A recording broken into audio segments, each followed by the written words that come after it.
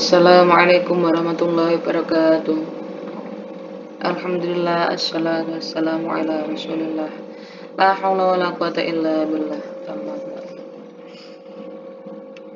Perkenalkan, nama saya Syahril Fatkur Rahmah dari kelas HKI 5B dari Prodi Hukum Keluarga Islam dengan NIM 2021211035. Di sini saya akan menjelaskan bagaimana dasar berlakunya hukum perikatan Islam di Indonesia. Yang pertama yaitu dasar filosofis yang mempertimbangkan atau alasan yang menggambarkan bahwa peraturan yang dibentuk mempertimbangkan pandangan hidup, kesadaran, dan cita hukum yang meliputi suasana kebatinan serta falsafat bangsa Indonesia. Terdiri dari akidah. Akidah sendiri berarti meyakini, berkomitmen bahwa apa yang mereka yakini itu sudah benar, dan untuk mewujudkan bentuk yakin mereka harus belajar syariat. Syariat sendiri berarti jalan. Di sini syariat dibagi menjadi dua, yaitu tentang ibadah dan muamalah.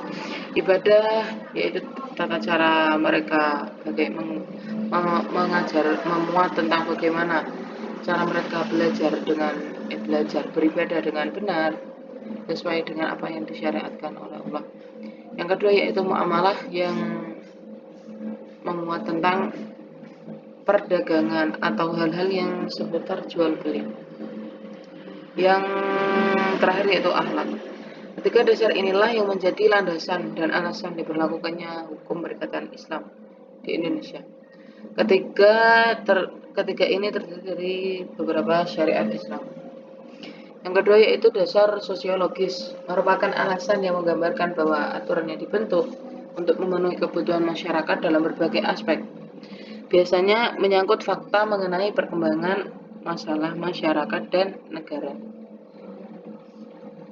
Dasar sosiologis berlakunya hukum perikatan Islam di Indonesia yaitu negara Indonesia menjadi pusat perdagangan. Karena mayoritas pedagang di Indonesia beragama Islam, seharusnya mereka harus melaksanakan perdagangan sesuai dengan syariat. Dengan kondisi masyarakat yang cepat berkembang, jika tidak diimbangi dengan perangkat hukum yang memadai, maka akan menjadi problem dalam kehidupan sosial. Munculnya hukum perikatan Islam ini diharapkan menjadi sarana dan alat untuk membersamai kegiatan bisnis dalam masyarakat. Dari dulu, bahkan sebelum Indonesia merdeka, sudah menjadi pusat perdagangan antar berbagai negara. Dan salah satu faktornya adalah negara Indonesia kaya akan rempah-rempah. Hal tersebut menjadi dasar diberlakukannya hukum perikatan Islam di Indonesia. Yang ketiga, dasar yuridis adalah dasar atau alasannya menggambarkan bahwa peraturan yang dibentuk untuk mengatasi permasalahan hukum atau mengisi hukum dengan mempertimbangkan aturan yang telah ada untuk diubah atau dicabut guna menjamin kepastian hukum dan keadilan masyarakat. Di antaranya yaitu pasal 29 Undang-Undang Dasar 1945 menjelaskan bahwa diperbolehkannya melaksanakan hukum perikatan Islam di Indonesia. Yang kedua yaitu Undang-Undang Nomor 10 Tahun 1998 tentang perbankan syariah yang mendukung munculnya hukum perikatan. Sudah diakui dan dapat dipraktikkan semakin kuat setelah disahkan.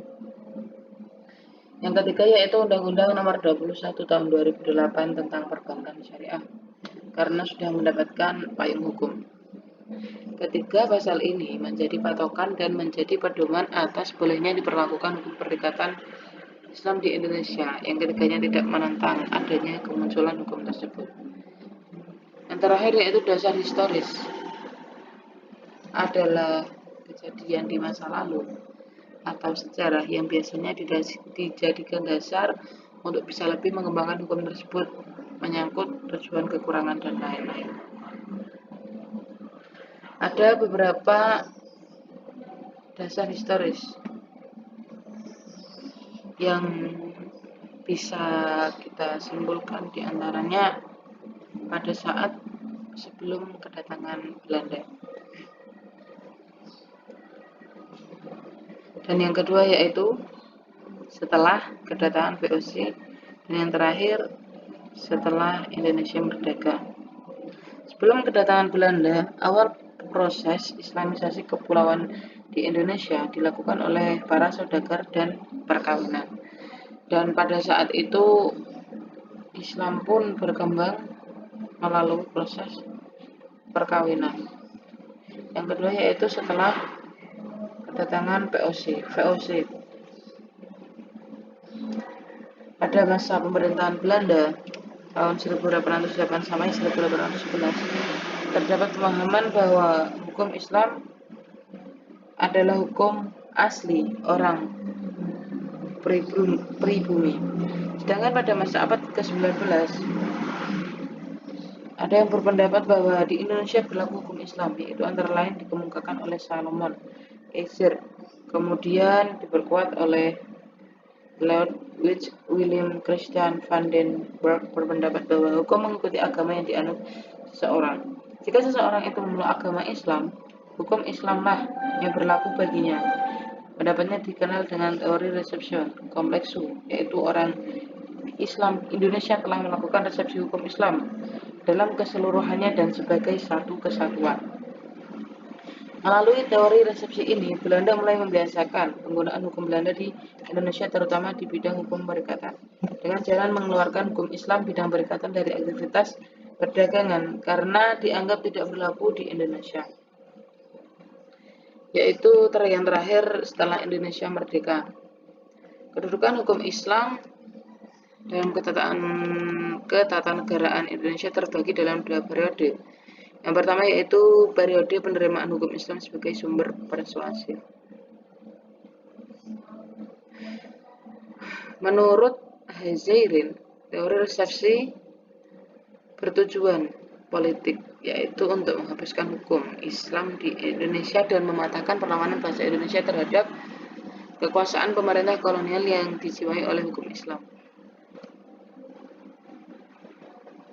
Sebagaimana halnya semua hasil sidang Badan Penyelidik Usaha atau BPUPKI adalah sumber persuasif bagi Undang-Undang Dasar 1945, maka Piagam Jakarta sebagai salah satu hasil sidang BPUPKI juga merupakan sumber persuasif Undang-Undang Dasar 1945. Yang kedua yaitu periode penerimaan hukum Islam sebagai sumber otoritatif.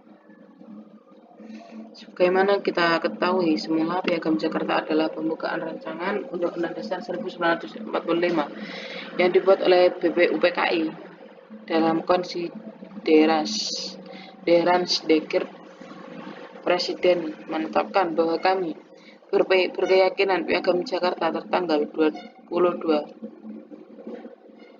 Juni 1945 menjiwai Undang-Undang Dasar 1945 dan adalah merupakan suatu rangkaian kesatuan dalam konstitusi tersebut. Menurut pasal 2 aturan peralihan Undang-Undang Dasar 1945, sistem hukum nasional yang berlaku sekarang ini berasal dari beberapa sistem hukum, yaitu hukum Islam, produk kolonial, dan hukum adat, dan hukum produk legislasi nasional. Kesimpulan dari hukum perikatan Islam itu sendiri ialah akad perjanjian yang menimbulkan kewajiban berprestasi pada salah satu pihak dan hak bagi pihak yang lain atas prestasi tersebut, dengan atau tanpa melakukan kontra prestasi. Kewajiban bagi salah satu pihak merupakan hak bagi pihak lain, begitupun sebaliknya. Sekian dari saya. Apabila banyak kata yang tidak jelas atau yang membingungkan, mohon maaf sebesar-besarnya dari saya. Allahumma muwaffiq ila aqwamit thoriq. Wassalamualaikum warahmatullahi wabarakatuh.